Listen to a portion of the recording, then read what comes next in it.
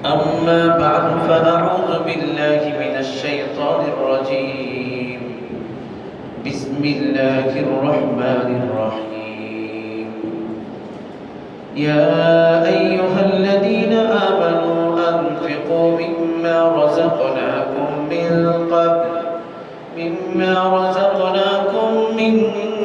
قبل أن يأتي يوم لا بيع فيه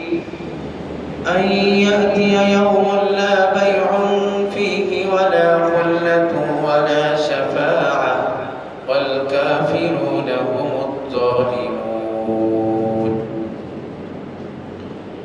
وقال تعالى: وأنفقوا في سبيل الله ولا تلقوا بأيديكم إلى التهلكة وأحسنوا إن الله يحب المحسنين.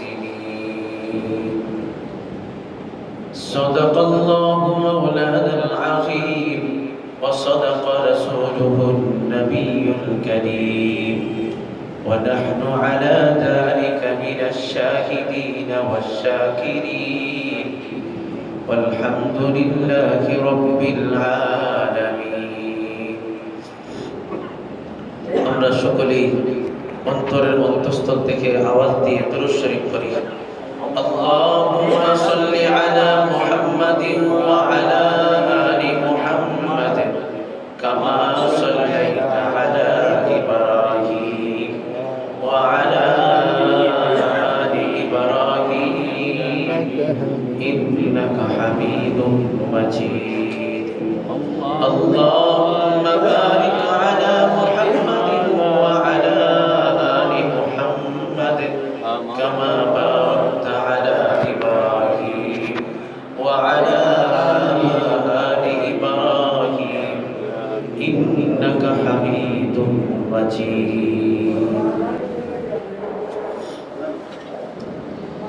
উপস্থিত কাবিলে ইহতিরাম সর্বস্তরের সম্মানিত প্রাণপ্রিয় মুসল্লিয়ানে কেরাম,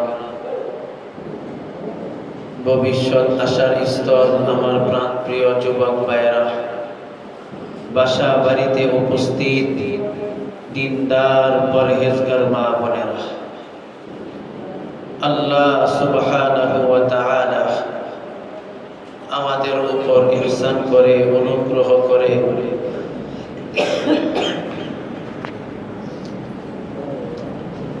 আসমানি জিসমানি বালা মাসাইব থেকে হেফাজত করে সুস্থতার নিয়ামত দিয়ে সুস্থ মস্তিষ্কের সাথে রোজা অবস্থায় রোজার শেষ দশকে গুরুত্বপূর্ণ দিন জুমার দিনে আগে মসজিদে আসার তৌফিক দিয়েছেন, এজন্য শুকরিয়া দান বলে আলহামদুলিল্লাহ।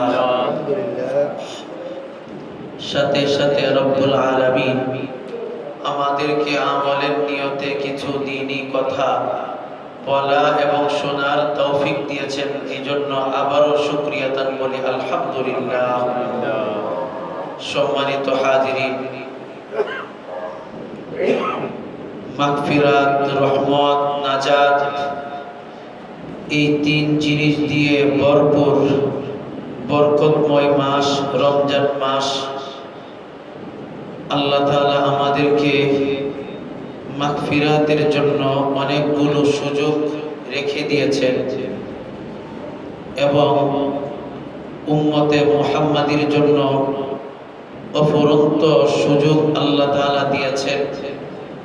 আল্লাহ রাব্বুল আলামিন চান বান্দা যখনই সুযোগ পায়, যেই সুযোগটাই বান্দা কাজে লাগাতে পারে, তার কাছ থেকে যেন এই সুযোগটা হাতছাড়া না হয়ে যায়।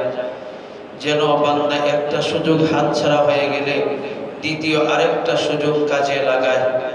বিশেষ করে রমজানের ক্ষেত্রে তিনটা সুযোগ লিখে দিয়েছেন। হাদিসের মধ্যে আসছে, মান সামা রমাদানা ঈমানান ওয়া ইহতিসাবান গুফিরা লাহু মা তাকদ্দামা মিন যামবি। যেই ব্যক্তি রমজানে ঈমান এবং ইহতিসাবের সাথে রোজা রাখলো, আল্লাহ তাআলা তার পিছনের জিন্দেগীর গুনাহ খাতা maaf করে দেন। সুবহানাল্লাহ। যার এই রোজার মধ্যে ত্রুটি বিচ্যুতি হয়ে যায়, সে গুনাহ থেকে বাঁচতে পারে না, তার জন্য আরেকটা সুযোগ রেখে দিয়েছেন। ওমান কামা রমাদান ঈমানান ওয়া ইহতিসাবান গুফিরা লাহু মা তাকদ্দামা মিন যামবি। যে ব্যক্তি রমজান মাসে দাঁড়াবে, রমজানের রাতে নামাজ পড়বে, তারাবি পড়বে, ঈমান এবং ইহতিসাবের সাথে, আল্লাহ তাআলা তার পিছনের গুনাহগুলো মাফ করে দিবেন। সুবহানাল্লাহ। যার এই তারাবি রাতে দাঁড়ানো, নামাজ পড়ার ক্ষেত্রেও যার ত্রুটি বিচ্যুতি হয়ে যায়, তার জন্য সর্বশেষ আরেকটা সুযোগ রেখে দিয়েছেন। ওমান কামা লাইলাতাল কদরি ঈমানান ওয়া ইহতিসাবান গুফিরা লাহু মা তাকদ্দামা মিন যামবি। আর যে ব্যক্তি ঈমান এবং ইহতিসাবের সাথে লাইলাতুল কদর তথা কদরের রজনীতে দাঁড়াবে, নামাজ পড়বে, আল্লাহর কাছে মাগফিরাত কামনা করবে, আল্লাহ তাআলা তার পিছনের সমস্ত গুনাহ খাতা মাফ করে দিবেন। সুবহানাল্লাহ। সম্মানিত হাজিরিন, এমনি ভাবে আল্লাহ তাআলা রমজানে আরেকটা গুনাহ মাফের সুযোগ রেখে দিয়েছেন, সেটা হলো দান সাদাকা। এই দান সাদাকার সুযোগ তিনি রমজান মাসে রেখে দিয়েছেন। রমজান মাসে যদি কেউ দান করে, এর বিশেষ একটা ফজিলত এবং বিশেষ একটা সুযোগ রয়েছে। এই বিশেষ সুযোগের ব্যাপারে আমরা সর্বশেষে গিয়ে বলবো। রমজান মাসে শেষে এসে আমরা দান করি এবং সাদাকাতুল ফিতর আদায় করি। আজকে আমরা আলোচনা করব প্রথমে দান সাদাকাত সম্পর্কে। আর দান সাদাকাতের একটি প্রকার হলো সাদকাতুল ফিতর। এই সাদকাতুল ফিতরের আলোচনা তারপরে গিয়ে করব। এরপরে আমরা সাদকাতুল ফিতর এবং দান সাদাকাতের বিশেষ ফজিলত নিয়ে আলোচনা করব ইনশাআল্লাহ। এক নম্বর কথা হলো, দান করা এটা আল্লাহর হুকুম। দান করা কার হুকুম? আমরা সকলেই বলি, দান করা কার হুকুম? আল্লাহর হুকুম। এইভাবে দান করা আল্লাহর হুকুম। এই ব্যাপারে আল্লাহ তাআলা বলছেন সূরাতুল বাকারা এর 195 নম্বর আয়াতে, ওয়ানফিকু ফি সাবিলিল্লাহি ওয়া লা তুলকু বিআইদিকুম ইলাত তাহলুকা ওয়া আহসিনু ইন্নাল্লাহা ইউহিব্বুল মুহসিনিন। ওয়ানফিকু ফি সাবিলিল্লাহ, তোমরা আল্লাহর রাস্তায় খরচ করো, তোমরা আল্লাহর পথে ব্যয় করো। আল্লাহর পথে ব্যয় করো, এই কথার অর্থ কি? আল্লাহ কি কোনো পথ রেখে দিয়েছেন যে এই পথটা আল্লাহর জন্য? এখানে আল্লাহ তাআলা বলতেছেন, আমি তোমাদেরকে রিজিক সুলভ যত নিয়ামত দিয়েছি, ওই নিয়ামতগুলো তুমি আমার আরেক সৃষ্টির খাতে ব্যয় করো, আরেক সৃষ্টির জন্য ব্যয় করো। সব নিয়ামত সবার ক্ষেত্রে প্রযোজ্য না। এক একটা নিয়ামত এক একজনের ক্ষেত্রে তুমি ব্যয় করতে পারো। আমি রিজিক সুলভ যত নিয়ামত দিয়েছি, তুমি আমার আরেকজন মাখলুক, আরেকটা সৃষ্টির ক্ষেত্রে যদি ব্যয় করো, আমি আল্লাহকে রাজি খুশি করার জন্য যদি ব্যয় করো, আমি আল্লাহর সন্তুষ্টির উদ্দেশ্যে যদি তুমি ব্যয় করো, তাহলে সেটাই হচ্ছে আমার পথ, সেটাই হচ্ছে আমার রাস্তা, সেটাই হচ্ছে আমি আল্লাহর জন্যই খরচ করা। সুবহানাল্লাহ। দুই নম্বর কথা বলছেন, ওয়ালা তুলকু বিআইদিকুম ইলাত তাহলুকা। প্রথম কথার সাথে দ্বিতীয় কথার বাহ্যিক দৃষ্টিতে কোনো মিল নেই। কেন মিল নেই? আল্লাহ তাআলা যেখানে কোনো নেক কাজের কথাই বলছেন, সেখানে উৎসাহ দিয়েছেন, তুমি এই কাজ করো, জান্নাত পেয়ে যাবে, তুমি এই কাজ করো, এই প্রতিদান পেয়ে যাবে, তুমি এই কাজটা যদি করো তাহলে আমি আল্লাহ তোমাকে এই আজর দিব, এরকম সুসংবাদ দিয়েছেন। আপনি দেখবেন যেখানে জাহান্নামের কথা আসছে, তার আগে আল্লাহ তাআলা জান্নাতের কথা বলছেন। বান্দা আগে যেন উৎসাহিত হয়, আগে যেন আমলের প্রতি ধাবিত হয়। এরপরে যদি আগে জাহান্নামের কথা বলতেন, তাহলে বান্দা প্রথমে বেশি ভয় পেয়ে যাবে। আগে জান্নাতের কথা বলে উৎসাহ দিয়েছেন, যেন বান্দার আগ্রহটা নষ্ট না হয়ে যায়, বান্দা যেন পরবর্তীতে জাহান্নামের ভয়ে আরো বেশি করে ইবাদত করে। এখানে আল্লাহ তাআলা বলতেছেন তোমরা আল্লাহর পথে ব্যয় করো, এরপরে কোনো উৎসাহ দিচ্ছেন না, কোনো ফজিলত বলতেছেন না, বরং তিনি বলছেন ওয়ালা তুলকু বিআইদিকুম ইলা তাহলুকা, আর তোমরা নিজ হাতে নিজেদেরকে ধ্বংস করে দিও না। আমার কথা বুঝতেছেন? আল্লাহ তাআলা প্রথমে বলতেছেন যে তোমরা আল্লাহর পথে ব্যয় করো, এরপরে তো তিনি বলতে পারতেন যদি ব্যয় করো তাহলে আমি এই প্রতিদান দিব, যদি ব্যয় করো দুনিয়া এবং আখিরাতে তোমাদের এই লাভ হবে, কিন্তু বলতেছেন ওয়ালা তুলকু বিআইদিকুম ইলা তাহলুকা, তোমরা নিজ হাতে নিজেদেরকে ধ্বংস করে দিও না। এক নম্বর কথা হলো এই আয়াত ইমাম বুখারী রাহমাতুল্লাহি আলাইহি বলছেন এই আয়াত নাজিল হয়েছে আল্লাহর দেওয়া রিজিক সুলভ যত নিয়ামত আছে সেই নিয়ামতগুলো ব্যয় করার জন্য আল্লাহ তাআলা হুকুম নাজিল করেছেন। এবং আবু আইয়ুব আনসারী রাহমাতুল্লাহি আলাইহি তিনি এই আয়াতের শানে নুজুল ব্যাখ্যা করতে গিয়ে বলেন, যখন নবী করিম সাল্লাল্লাহু আলাইহি ওয়াসাল্লাম মদিনায় আগমন করলেন, আনসার সাহাবী মুহাজির সাহাবী তখন তারা সকলেই সম্পদ বন্টন করতে গিয়ে সকলের টানাপোড়া অবস্থা, সকলে একটু দারিদ্রতা অবস্থায় ছিলেন, দুর্দিন চলতেছিল।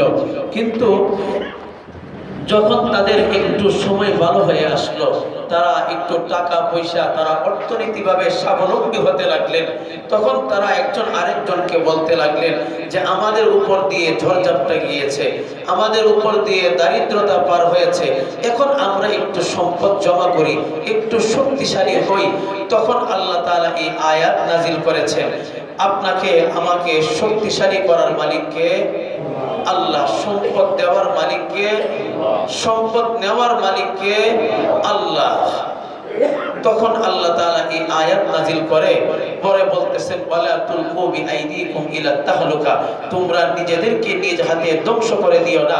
এই ক্ষেত্রে আবু আইয়ুব আনসারী রাহমাতুল্লাহি আলাইহি একটা মত পোষণ করেছেন, হাসান বসরি রাহমাতুল্লাহি আলাইহি আরেকটা মত পোষণ করেছেন, এবং 3 নাম্বার নুরমান বিন বাশির রাহমাতুল্লাহি আলাইহি তিনি আরেকটি ব্যাখ্যা করেছেন, নিজ হাতে নিজেকে ধ্বংস করে দেওয়া।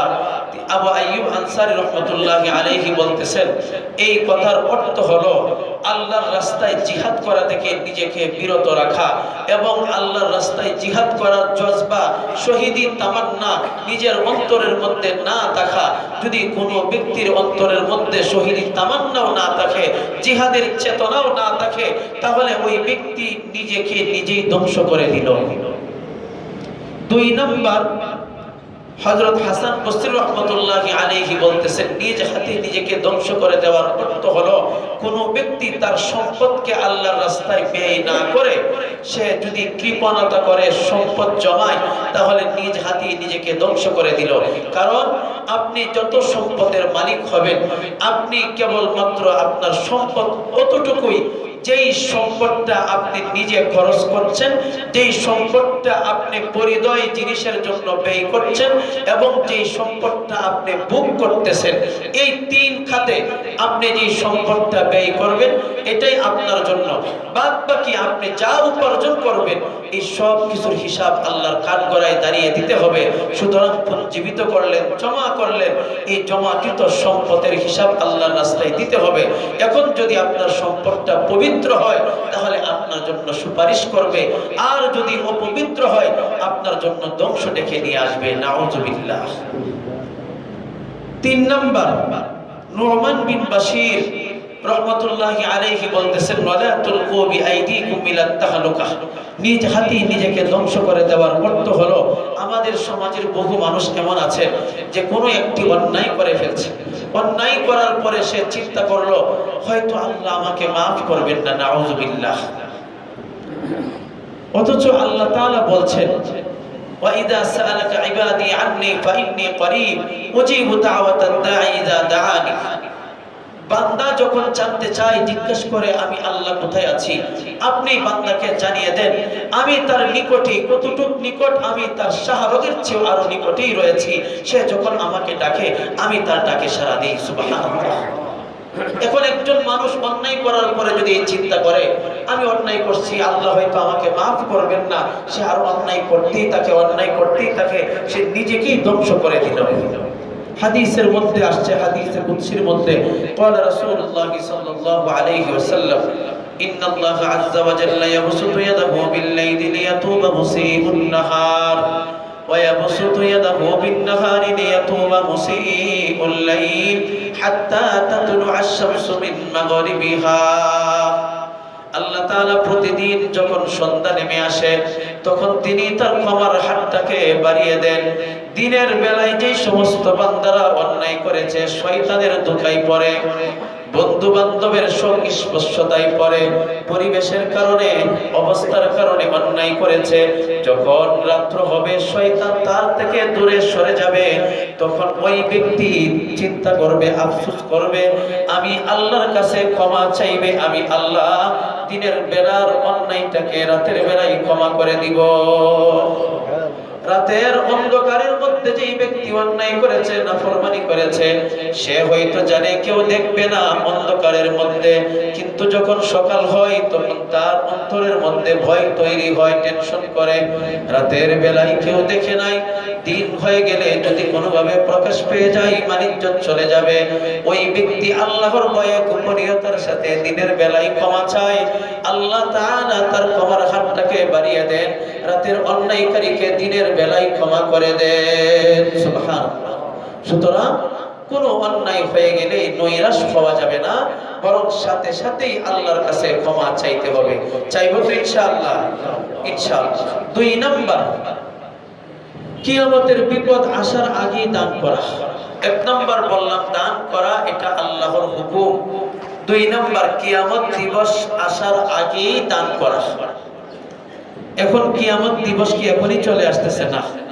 যেই ব্যক্তির মৃত্যু চলে আসলো ওই ব্যক্তির জন্য আখিরাত জিন্দেগি শুরু হয়ে গেল, ঠিক কি না?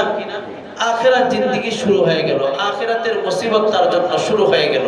সুতরাং ওই মৃত্যু নামক বস্তু, মৃত্যু নামক যে সময়টা, সেই সময়টা আসার পূর্বেই আমাদের জন্য দান করা, এই ব্যাপারে আল্লাহ তাআলা আদেশ করেছেন। ইয়া আইয়ুহাল্লাযীনা আমানু আনফিকু মিম্মা রাযাকনাকুম মিন ক্বাবল আন ইয়াতিয়া ইয়াউমুন লা বাইউন ফীহি ওয়ালা খুল্লাতুন ওয়ালা শাফাআহ ওয়াল কাফিরুনা হুমুদ যালিমুন। ওহে তোমরা যারা ঈমান এনেছো, আমি আল্লাহ তোমাদেরকে রিজিক স্বরূপ যে নিয়ামত দিয়েছি তা থেকে তোমরা আল্লাহর রাস্তায় খরচ করো। মিন ক্বাবলি আইয়াতিয়া ইয়াউমুন, ওই দিন আসার পূর্বেই, আইয়াতিয়া ইয়াউমুন লা বাইউন ফীহি ওয়ালা খুল্লাতুন ওয়ালা শাফাআহ, সেই দিন কোনো লেনদেন হবে না, কোনো ক্রয় বিক্রয়কারী যেদিন থাকবে না, কোনো বন্ধু থাকবে না সুপারিশ করার জন্য, কোনো শাফাআতকারী সুপারিশকারীও থাকবে না।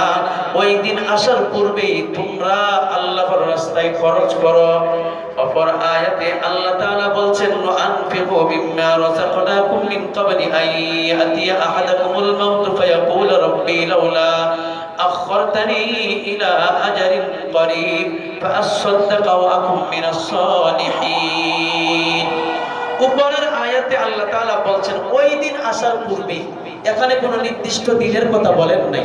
মুফাসসিরিনে কেরাম বলছেন কিয়ামতের দিবস, কিন্তু পরবর্তী আয়াতে আল্লাহ তাআলা মৃত্যুর কথা বলে আরো স্পষ্ট করে দিয়েছেন, বান্দা যেন কিয়ামতের অপেক্ষা না করে, বরং মৃত্যু আসার পূর্বেই বান্দা যেন দান সাদাকাত করে। এটা স্পষ্ট করে দিয়ে বলতেছেন, ওয়া আনফিকু মিম্মা রাযাকনাকুম মিন ক্বাবলি আন ইয়াতিয়া আহাদাকুমুল মাউত, আমি আল্লাহ তোমাদেরকে যে রিজিক দিয়েছি তা থেকে তোমরা খরচ করো তোমাদের মৃত্যু আসার পূর্বেই, তোমাদের কারো মৃত্যু আসার পূর্বেই। আহাদাকুমুল মাউত ফায়াকুল রাব্বি লাউলা আখখারতানি ইলা আজালিন করিব, যদি তুমি বলো এই কথা মৃত্যু আসার সময়, যদি আল্লাহ আপনি আমাকে আরেকটু সুযোগ দিতেন, আমাকে যদি আরেকটু চান্স দিতেন, আমাকে যদি আরেকবার দুনিয়াতে পাঠিয়ে দিতেন, ফাআসাদদাকা, তাহলে আমি আরো অধিক পরিমাণে, ফাআসাদদাকা এখানে বলেছেন আমি আরো অধিক পরিমাণে দান সাদাকাত করব, ওয়া আকুম মিনাস সালিহিন, আমি ভদ্র মানুষের অন্তর্ভুক্ত হয়ে যাব, আমি সলিহিনদের অন্তর্ভুক্ত হয়ে যাব। কিন্তু আল্লাহ তাআলা এই সুযোগটা আর কাউকে দিবেন না। এজন্য আমাদের মৃত্যু আসার পূর্বেই দান সাদাকাত করার প্রয়োজন আছে না নাই? 3 নাম্বার, দানের বড় একটি উপমা দিয়েছেন আল্লাহ তাআলা। সূরাতুল বাকারায় তিনি বলতেছেন, মাসালুল লাযীনা ইনফিকুনা আমওয়ালাহুম ফি সাবিলিল্লাহ, যেই ব্যক্তি আল্লাহর রাস্তায় দান করবে তার উদাহরণ হলো কামাসালি হাব্বা, একটি বীজ, একটি শস্য দানা। আমরা দান রোপণ করি না? সকলে আমার দিকে তাকান। আমরা দান রোপণ করি না? দান রোপণ করার পরে ওখান থেকে দেখা যায় 4টা শীষ হয়, 5টা শীষ হয়।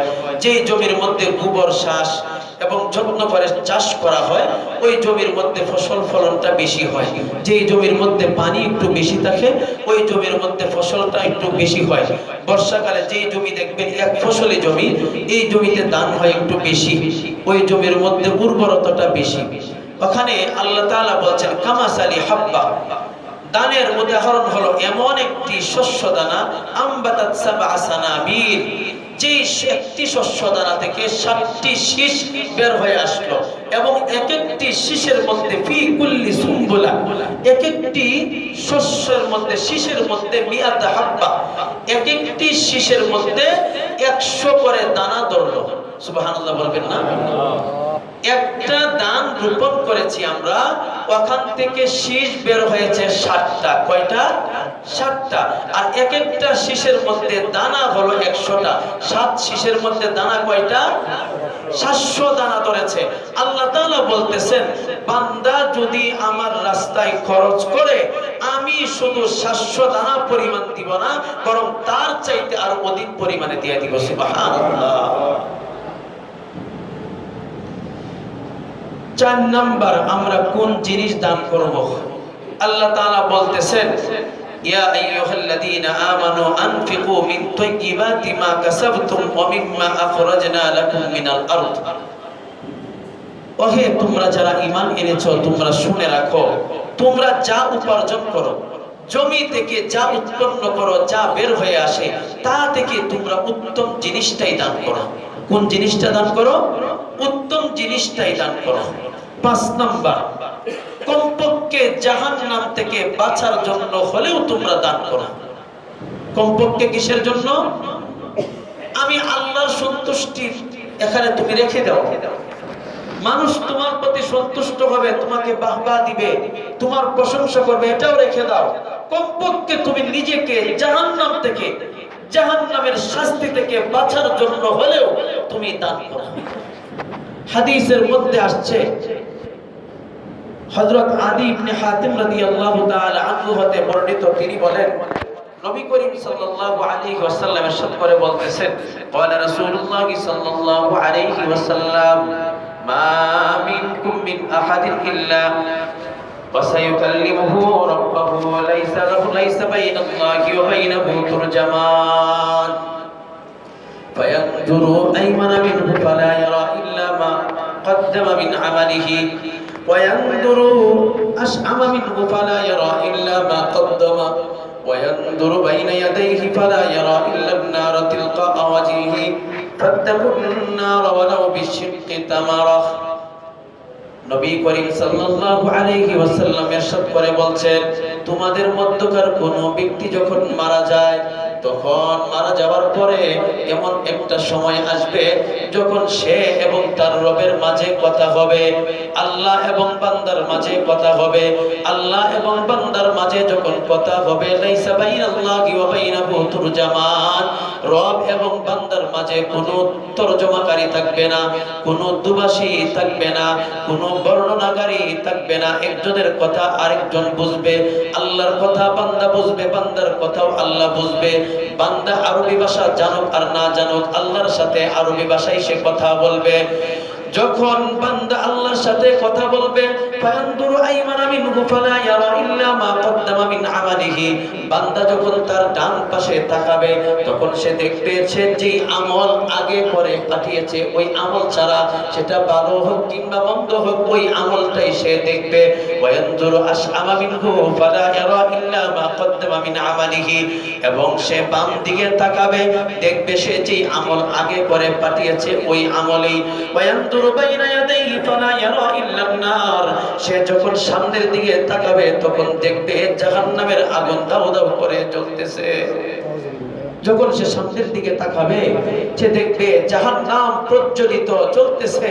তখন নবী করিম সাল্লাল্লাহু আলাইহি ওয়াসাল্লাম বলছেন ফাত্তাকুন নার ওয়ালাউ বিশিক্কি তামারা, তোমরা জাহান্নাম থেকে নিজেদেরকে বাঁচাও একটা খেজুরের বিনিময় হলেও, ওয়ালাউ বিকালিমাতিন তাইয়্যিবা, অথবা উত্তম কথার বিনিময় যদি হয়। তুমি নিজেকে জাহান্নাম থেকে বাঁচাও একটা খেজুর সদকা করার মাধ্যমে হলেও, অথবা তুমি দান করতে পারো না, তুমি একটা উত্তম কথার বিনিময় আল্লাহর জন্য বলো, এই উত্তম কথাটাও যেন তোমার নাজাতের জন্য জরিয়া হয়ে যায়। সুবহানাল্লাহ। এখন আসেন দান সাদাকাতের ফজিলত নিয়ে আলোচনা করি। এক নম্বর ফজিলত, আল্লাহ যখন বান্দা নাফরমানি করে, বান্দা যখন অন্যায় করে, তখন আল্লাহ তাআলা রাগ হয়ে যায়। এই রাগের একটি বহিঃপ্রকাশ হলো বান্দা যখন মসজিদে আসে না, নামাজ যখন মসজিদে এসে পড়ে না, তখন আল্লাহ তাআলা রাগ যে হয়ে যান। এই জন্যই নবী করিম সাল্লাল্লাহু আলাইহি ওয়াসাল্লাম বলেছেন যে আমার মন চায় মসজিদে জামাত দাঁড় করিয়ে দেই, আমি কিছু মানুষকে নিয়ে লাকড়ি দিয়ে ওই ঘরটাকে জ্বালিয়ে দেই। জ্বালিয়ে দিতাম শুধুমাত্র কেন? ওই ঘরের মধ্যে বাচ্চা আছে, ওই ঘরের মধ্যে মহিলা আছে, এই জন্যই আল্লাহ রাসূল এই কাজ করেন নাই। কিন্তু এই কথা বলে কতটা গুরুত্ব বুঝিয়েছেন, আল্লাহ কি পরিমাণ রাগ হয়ে যায় বান্দার প্রতি। বান্দা যখন এরকম আরো অনেক নাফরমানি আছে, অনেক কাজ আছে যেগুলো করার দ্বারা আল্লাহ রাগ হয়ে যায়, কিন্তু সাদাকার মাধ্যমে আল্লাহর রাগ দমন হয়ে যায়। সুবহানাল্লাহ। হাদিসের মধ্যে আসছে ক্বালা রাসূলুল্লাহ সাল্লাল্লাহু আলাইহি ওয়াসাল্লাম সিলাতুর রহিম তাজিদুল উমর, মানুষ যখন আত্মীয়তার বন্ধনকে ধরে রাখে তখন তার বয়স বেড়ে যায়। কি বেড়ে যায়? কথা বলেন না। আমরা তো সকলে চাই আমার আর বয়স বাড়ুক, মানুষের হায়াতের মধ্যে বরকত হয়, বরকত। অল্প জীবন হোক, এই জীবনটার মধ্যে সে অনেক বরকত পেয়ে যায়, অনেক কাজ করার আল্লাহ সুযোগ তৈরি করে দেন, হায়াতের মধ্যে বরকত হয়। দুই নাম্বার সাদাকাতুস সিররি, গোপনে দান। কিসে দান? গোপনে দান। প্রকাশ্যে দান করার ক্ষেত্রে রাসূল আল্লাহ নিরুৎসাহিত করেন নাই, বরং উৎসাহিত করেছেন। যদি আমার সাদাকার মাধ্যমে আরো 5 জন উৎসাহিত হয় তাহলে এটা লোক দেখানো না।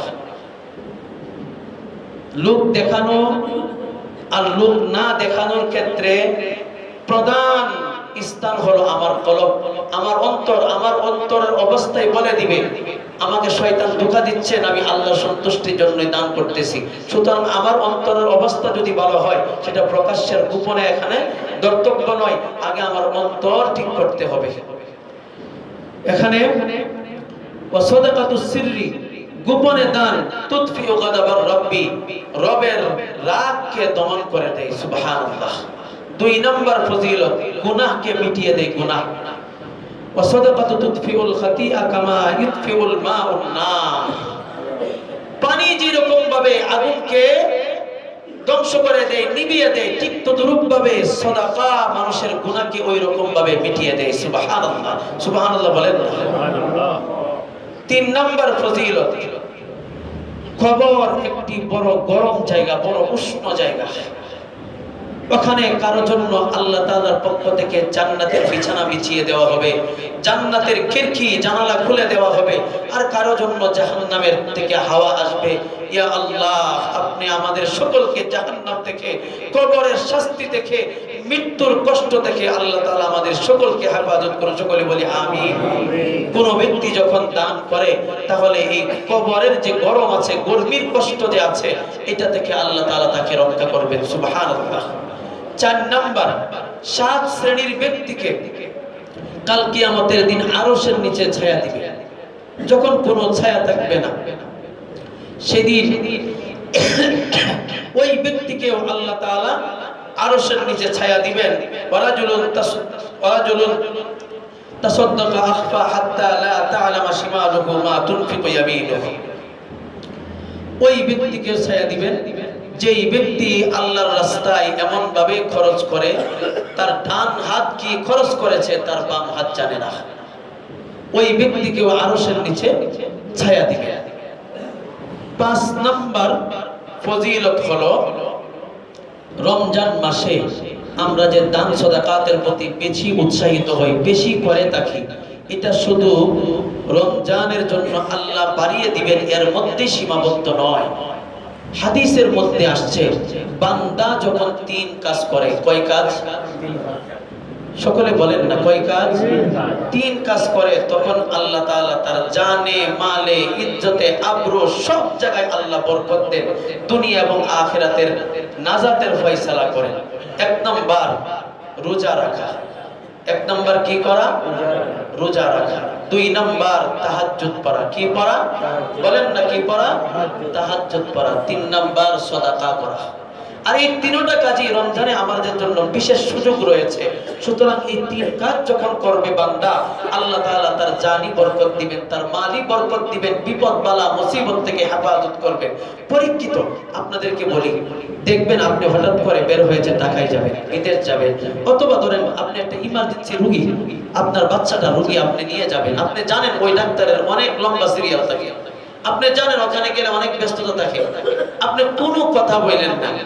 এই সমস্ত কাজে আপনি নিজে পরীক্ষিত 2টা কাজ করবেন। 1 নাম্বার বিপদ চলে আসছে, হঠাৎ করে আপনার পরিবারের কেউ অসুস্থ হয়ে গেছে, হঠাৎ করে দেখতেছেন ইমার্জেন্সি, আপনি পেরেশান না হয়ে আপনি সুন্দর করে ওযু করেন, 2 রাকাত নামাজ পড়েন, নামাজ পড়ে আপনি সোজা বের হয়ে যান কাজের উদ্দেশ্যে এবং যাবার পথে একটু সাদাকা করেন।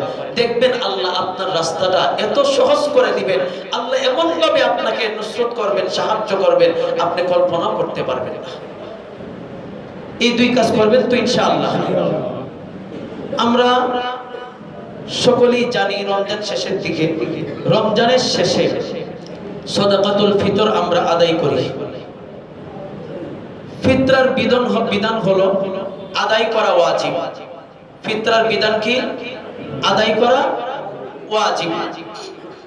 প্রত্যেক বালেগ মুসলিম নারী পুরুষ সকলের পক্ষ থেকে ওয়াজিব।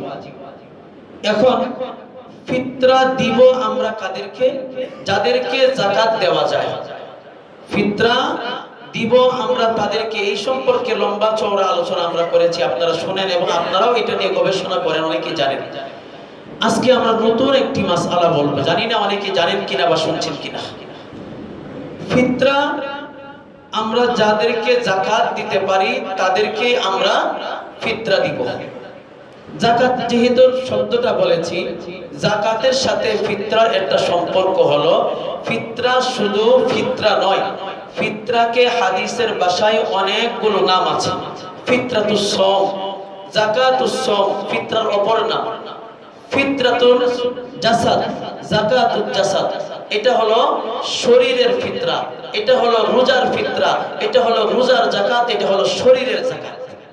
আমি যে রোজা রাখলাম, আমার রোজার মধ্যে ত্রুটি বিচ্যুতি হয়েছে, কাউকে সাথে রাগ করে ফেলছি, কাউকে মন্দ কথা বলে ফেলছি, আমি অশ্লীল খারাপ মন্দ দেখে ফেলছি, এই ত্রুটি বিচ্যুতি যেন আল্লাহ মাফ করে দেন, এই জন্যই আল্লাহ তাআলা এই সাদাকাতুল ফিতরের বিধান লিখে দিয়েছেন। সাদাকাতুল ফিতর আমরা কখন আদায় করব? আদায় করার বিধান হলো ঈদগাহে যাওয়ার আগে। এখন যদি কেউ রমজানের শুরুতেই আদায় করে দেয় তাহলে আদায় হয়ে যাবে, তাহলে কি হবে? আদায় হয়ে যাবে। কিন্তু ঈদগাহে যাওয়ার আগে আদায় করতেই হবে, আর না হয় ওইটা আদায় যোগ্য বলে গণ্য হয় না। ঈদগাহে থেকে আসার পরে আদায় যোগ্য বলে গণ্য হয় না, এই জন্য ঈদগাহে যাওয়ার আগে আদায় করব। আমরা যে সদকা দিই, যারা বিদেশ থাকে তাদের সদকা দেওয়ার ক্ষেত্রে আমরা কোন দেশের অনুযায়ী সাদাকাতুল ফিতর আদায় করব?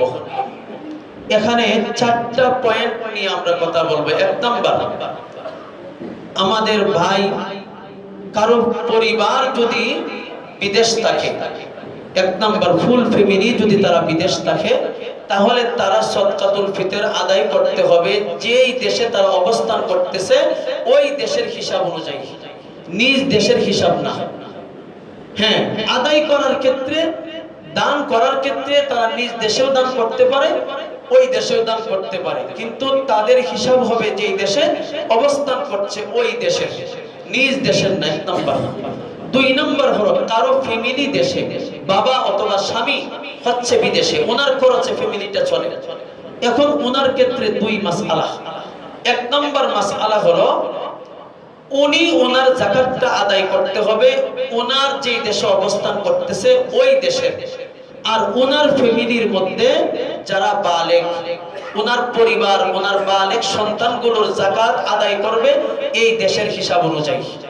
আবার ওনার নাবালেগ যে সন্তান, শিশু বাচ্চা, তার সদকাতুল ফিতর আদায় করবে ওই দেশের হিসাব অনুযায়ী, নিজ দেশের হিসাব অনুযায়ী না।